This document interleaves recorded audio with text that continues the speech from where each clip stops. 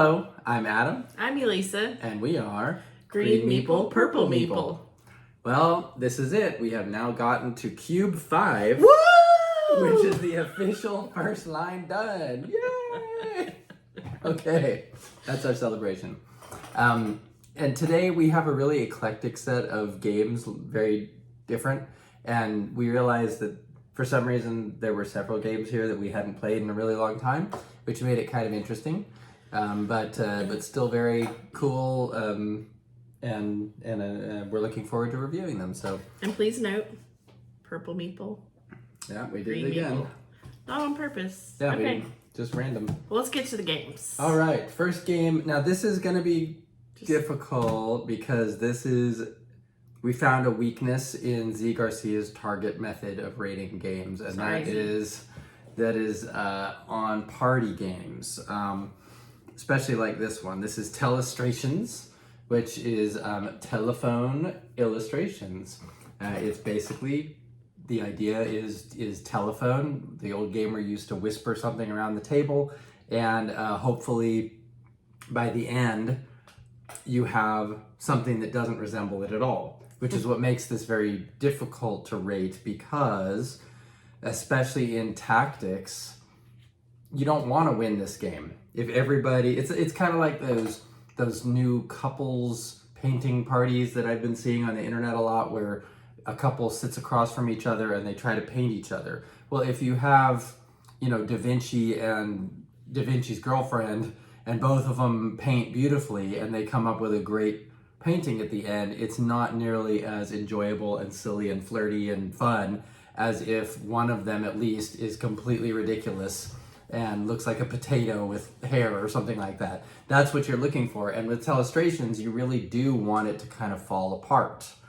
And if it doesn't, like, you have to invite your friends over that can't draw, or else it's just kind of like, it says dog, it's a dog, the person guessed dog, another person draws a lovely dog, and it's a dog, and it's another drawing of a dog, and it's a dog. Next. That's no fun. Says the artist. Right. I can ruin this game, and Yes. So we actually played it once where we tried to interpret whatever it was in the least common way possible. So if we did dog, we might try to do Snoop Dogg or something like that instead, just to make it a little bit more challenging to try to keep it, making sense. So, so for tactics and for art, we're drawing the art, so you don't want it to be good. It depends on whose art it is. Right, and you really, like I said, don't want it to be good, so why would you want it to have a high art score? And then theme, there's no theme. Yeah. So that's already 3 of the 6 possible scores. It's not to say it's a bad game, it's just It's a great game. Yeah. Probably one of the best party games I've played. We really enjoy playing it. This goes up to 8 players, but there's a new version that goes up to 12 because you have boards that each person draws on, so you need a board for each player. But I would say for replayability, you can play it a lot of times, because if you, for some reason, went through every card with your clue, then get out your taboo cards or get out whatever cards for whatever other game you have, or make up your own. Yeah. We have the internet now. AI could probably do that. Yeah, exactly. Game length, you could play 1 round, or you could play 20, however long you want to play. And it is easy. It's Yeah. a game that's been in our childhoods for forever. The only difference is that instead of whispering, you're drawing and you're writing a word. Yeah, you're writing words. It alternates back and forth. So while it doesn't have a target score for us, really, I think both of us give it a real solid. Yeah. Get it? This is like great. it. Yeah, it's great for. I would mixed highly party. recommend, if you're gonna buy it, go ahead and get the bigger one, because you might need it one day. Mm-hmm. So. For sure. That's Telestrations. Okay, so getting to the next game is Commissioned. Commissioned is a cooperative game where you are spreading the gospel, the good news of Jesus, to all of the old world, I guess. Yeah. All the places that are in the Bible, from the original Israel to Galatians, Galatia. Galatia, Kalasha. All the shins. All those places Paul went to. So it is a cooperative game where it's much like Pandemic, but you're not spreading disease, you're spreading the good news of Jesus. That was kind of a bad comparison. It was hard I to would get. much rather spread the good news of Jesus. But anyway, so you have disciples and you have missionaries who lead your churches across the region, and you have cards that give you certain powers, and then you have what are these called? Which thing? These cards here. You have some, like, somebody's trying to stop your mission cards, basically, that are issues or trying to something like prohibit that, you from sharing. But anyways, being successful, being successful. So it is very much like Pandemic in the gameplay, and it's either you win or you lose, which is kind of sad and not really realistic in either game. But anyway, so the first time we played this, we weren't big fans, but I think it's because we lost. But we revisited it many years after we played it originally and like it much better. So for my, you want to do low score? Sure, low score. Low score, again, art. And there's not a whole lot to it. There's a map, there's drawings of what disciples or so missionaries might be. Mine was art, but also ease of play. Because, not just because we lost it the first time, but because we're actually playing it on the easiest, or even standard, I think. I think we're playing standard, not easy. But the easiest on the first possible mission. There's about 6 versions of the game or something like that, which is amazing that there's that much that I haven't done yet, but I still get a sense of what the game is like. And it's really difficult. Like, you come down to the wire. One of the most interesting things about it is that you have to determine whether you want to use the cards in your hand for what they do, or turn them over and add them to the New Testament, because you're simultaneously writing the New Testament at the bottom of the board, at least in this version of the game. I can't speak to the entire thing, but I'm looking forward to the possibility of seeing what the other chapters are like because of that. Okay, and then for your high score. My high score is, it looks like a 3-way tie. Wow. Yeah, I've got 9s for theme, for replayability, and for tactics. Mainly, like I said, we haven't played much of it, and it's still, I think I could replay that first chapter with people quite often. And the theme, I mean, we've got a bias because it is a Christian theme, and we're Christians, and it's of interest to us. But I don't know. I'd like to say that it would still be interesting for like a history buff, or because it's an important historical thing that happened. And it's not like, from what we've played, it's not a terribly spiritual game. Right. It's mostly just kind of like what literally was going on, and trying to overcome adversity and fight against the Roman kind of oppression of the Christian faith. So, what about you? I also gave it a 9 for theme, and close behind was tactics. So, cool. So my total overall score for commission was 6.83. Mine was 7.8. All right. All right. The next one for my pile is Reef. And Reef is kind of an abstract game.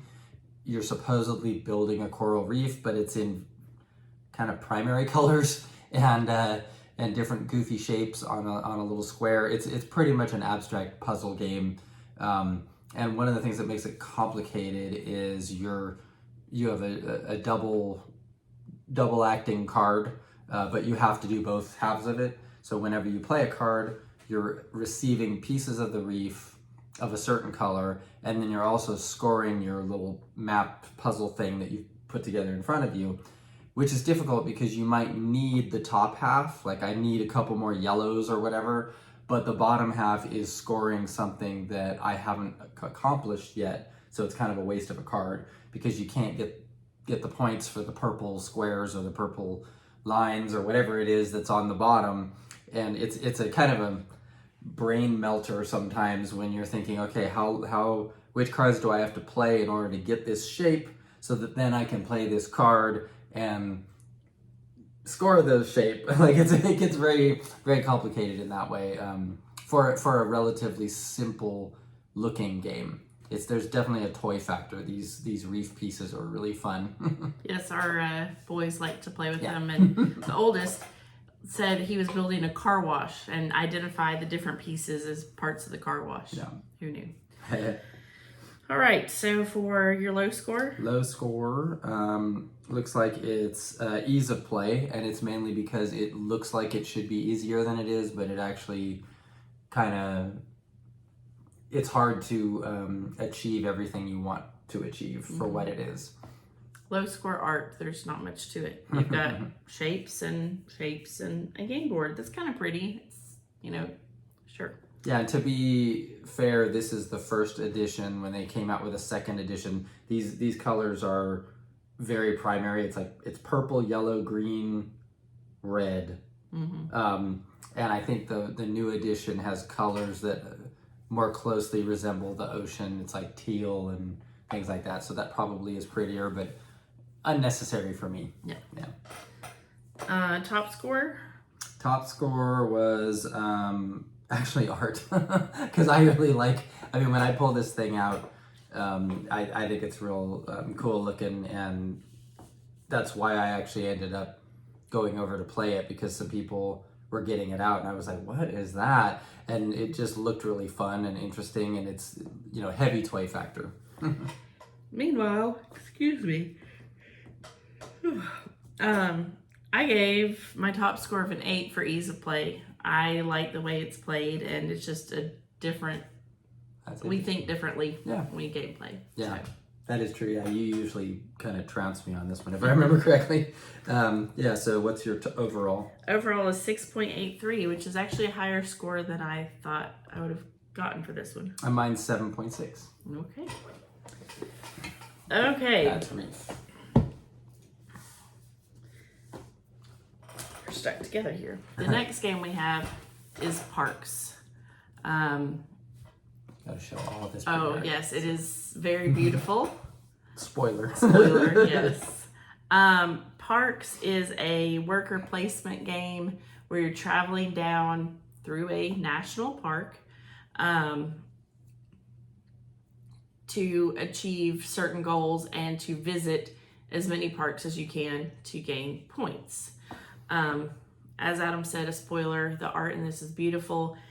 It references all of the national parks by name. So, legally, I don't know how this game maker did that. But we're glad they did. A donation is made to the National Park Service for each game. So that may be how they were able to get the rights to use all the national parks names and the images and all that. But you're collecting goods to go visit the parks, like the things you would need to go visit a national park, and sun and water, animals, you would see them. You're taking pictures of the different things, and that's another way of scoring points as well. So we also have the Nightfall expansion, which is we shoved in here as well, with the little tents, which just gives you more places you can. But it's a great game, even without the tents. We just recently played. We've played this several times, but we played with my uncle, and he loves the national parks. He's been to. Did he say how many he'd been to?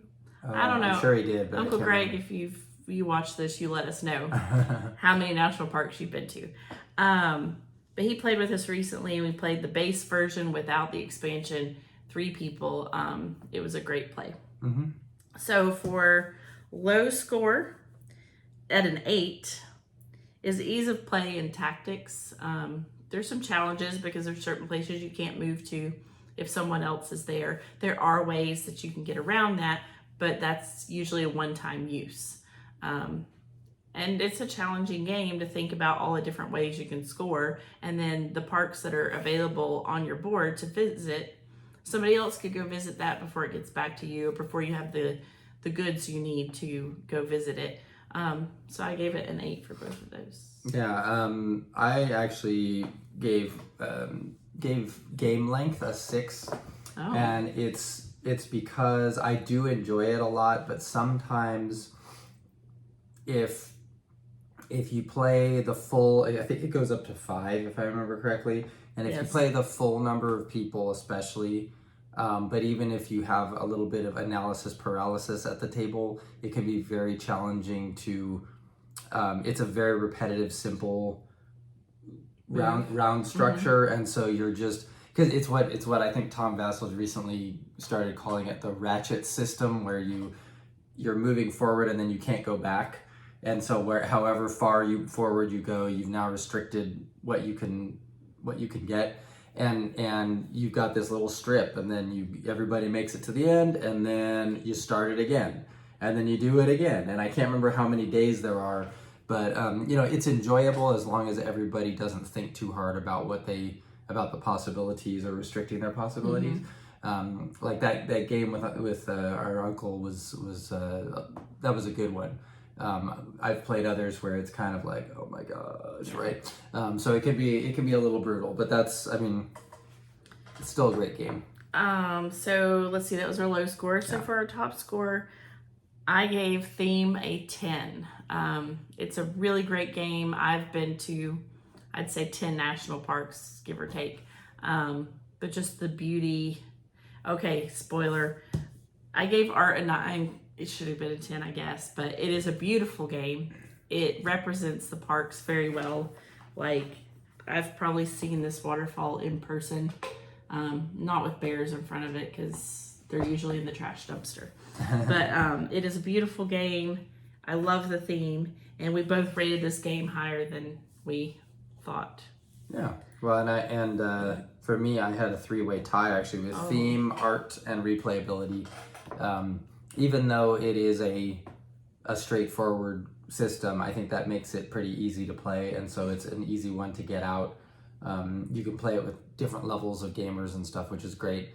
And of course, as she said, the art is beautiful, and I like nature games. I've just noticed that seems to be something that is very enjoyable for me.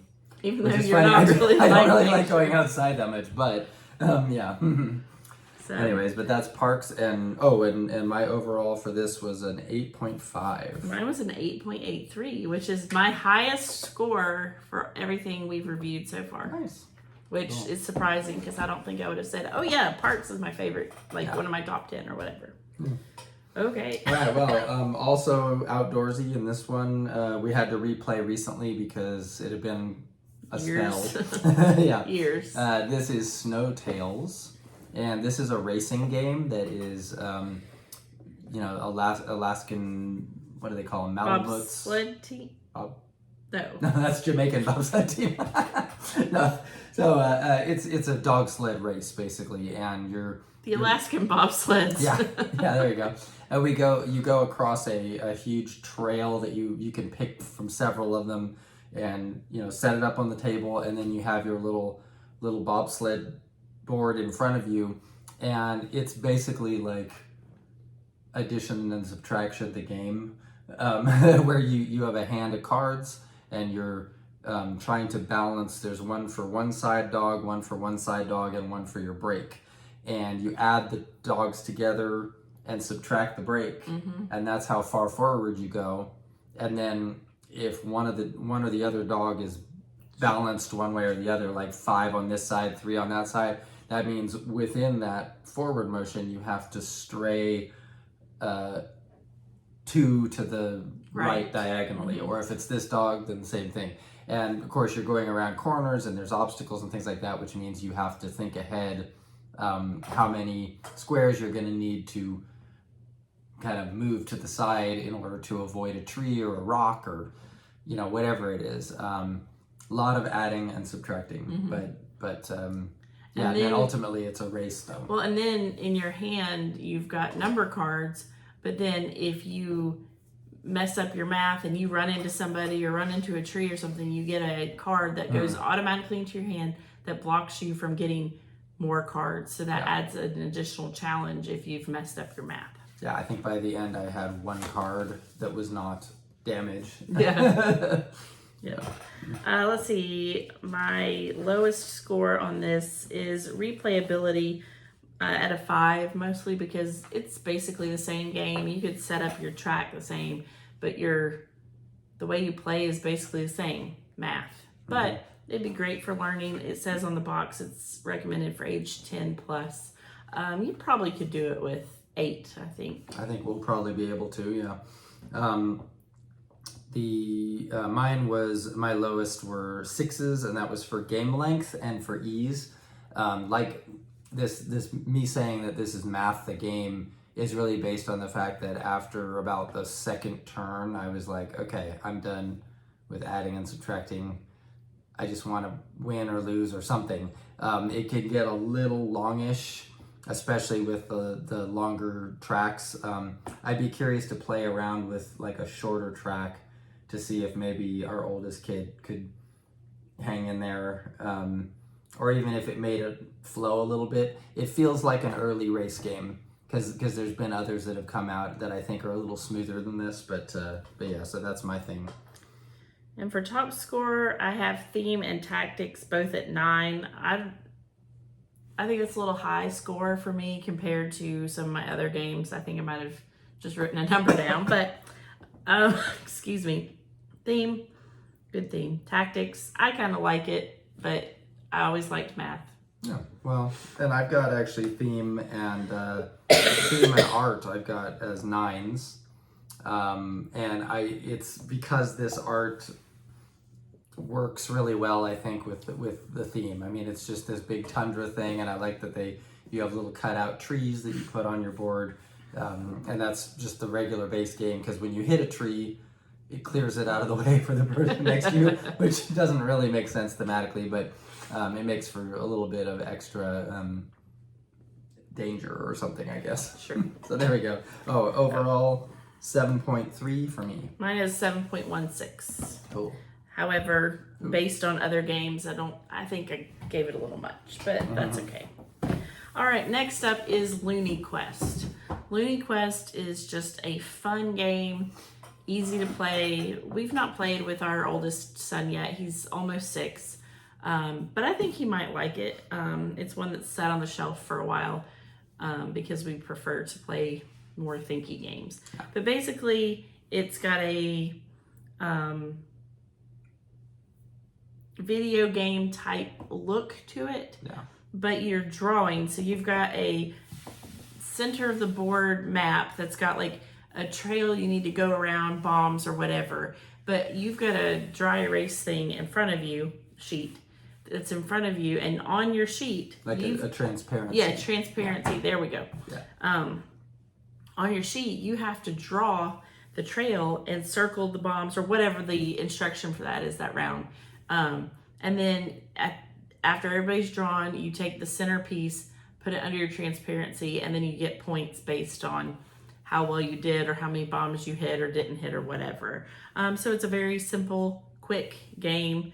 Box says 20-minute play, and I think that depends. Like with our son, we could get it out, do 2 rounds, and be done with his attention span. So it's a nice, simple game that I think we would probably keep on our shelf just to be able to play with the kids. Well, yeah, it's funny. Yeah. It really is. It's hilarious because you swear. Because the thing is, if you don't quite understand it, I'll probably be putting up some images so you can kind of see. The center board is not near your transparency. I mean, you don't get to hold it over while you're drawing. You have to guess based on what you're seeing over there and think, okay, I think I've gone far enough to go around that bomb, and then when you place it on, it turns out you just went straight through it, like, and that's great. When you're going, okay, I think I got this, you put it down, and you've just blown yourself up like 5 times, and you're completely, in the whole negative score. It's pretty chuckly. I like it. Let's see, for scoring or ratings, I guess, is I have a 4 at tactics, game length, and replayability because it's the same game over and over. Game length, it says on here it's 42 levels. I can't imagine sitting and drawing that for 42 times. Well, I think you're supposed to do a set of 3 or 4 or something. I don't can't remember. It's yeah. been too long, and we did not spend the time to replay it. Yeah. My low one is tactics, because it's essentially one tactic. You're just figure it out, trying to spatially calculate and imagine that image is underneath your transparency. But that's fine, because that's the point of the game. It's a gimmicky game. And my top score at a 9 was ease of play. It's easy. Yep, same with me. 9. An overall score for Loony Quest is 5.3. Ooh, mine's 7.1, but that's still kind of low for me. Loony Quest. Oh, here, can you put that over Yes, there? I will put that over My here. stacks here. I mean, it's like they're almost to the getting in the frame. So our last one for this box is going to be Genotype, which is a recent acquisition. It's a game that by the Genius Games company, who strives to make science something that is attainable and understandable and fun, I guess. I wouldn't necessarily describe this game as being like ooh, let's play Genotype kind of thing, but it is. I find it fun. But the basic idea is it's a historical figure whose name escapes me right now, who used bean plants to discover pea plants to discover how to genetically manipulate plants. And without his work, Mendel, there we go, Mendelian genetics game. Without his work, we would not have known how to create some of our vegetables and various crops that you wouldn't believe how many crops there are that we eat regularly that did not naturally occur. Mm-hmm. That they actually, I think broccoli and cauliflower and a couple other things that are actually related to each other, or Brussels sprouts are just very small cabbages. And all of these things happen because of this Mendelian kind of idea of crossbreeding and breeding out or breeding in different traits of peas.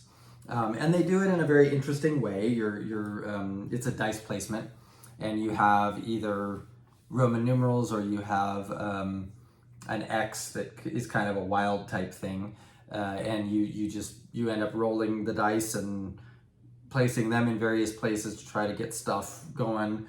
You have cards that you can buy to give you some strengths. You have, there's a lot going on. Yeah. It's kind of a thinky one.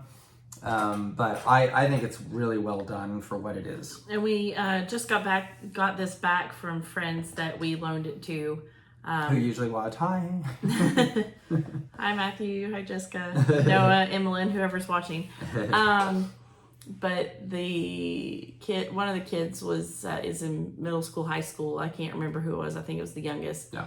They were studying genetics and all that at school, so they borrowed this and they really enjoyed this game as well. What's that box called? Is that, I can't remember what it's called. I should know that. It's the traits box, because a lot of what you're doing is you're manipulating the dominant and recessive genes, and whether or not certain traits are going to pop up on each round. And it's pretty cool. Very thinky, but cool. Yes. So scores. Lowest for me was actually a 7. Ease of play 7. And art. Oh, ease of play, yeah.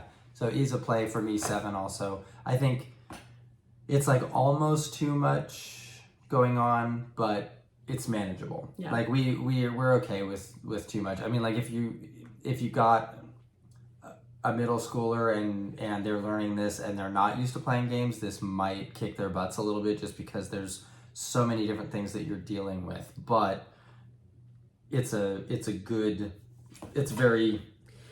rich. If you had a kid learning this at school and they weren't quite getting it, you could use parts of this to do a little hands-on to make it more visual.